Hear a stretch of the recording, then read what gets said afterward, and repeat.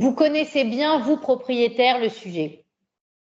C'est un sujet qui concerne tous les ménages de France, mais spécialement les propriétaires, parce que ces dernières années, on peut dire que les propriétaires, comme les entrepreneurs et comme les entreprises de France, sont devenus un peu les vaches à lait de l'État, de la Sécu et des collectivités locales. Et c'est une préoccupation majeure. Pourquoi? Parce que on ne peut pas envisager de créer des emplois, d'avoir des logements, d'avoir de la mobilité, si on a des niveaux d'imposition aussi élevés à la fois sur nos entreprises, sur nos propriétaires, sur nos investisseurs.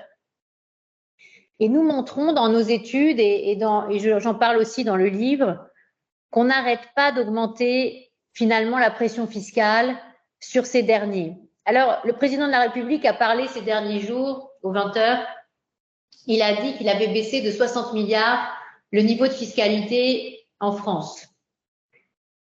La réalité, c'est que quand on regarde les chiffres au niveau macroéconomique, on ne voit pas de baisse.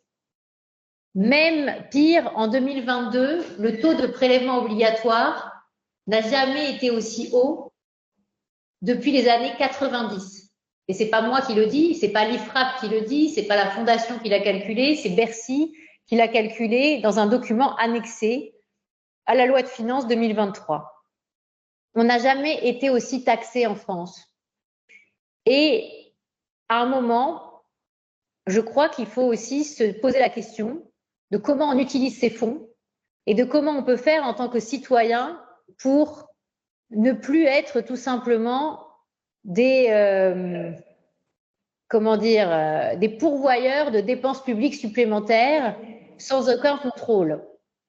Ce que j'explique dans mon livre, c'est que ni la Cour des comptes, ni le Parlement ne nous protègent en fait à la fois de l'excès de fiscalité et de l'excès de dépenses, et que nous n'avons pas de garde-fou. Pourtant, il y a un article, c'est l'article 14 de la Déclaration des droits de l'homme et du citoyen qui dit, et c'était très clair, c'était en 1789, tous les citoyens ont le droit de constater par eux-mêmes ou par leurs représentants la nécessité de la contribution publique, de la consentir librement et d'en suivre l'emploi. Force est de constater que ça n'est pas fait.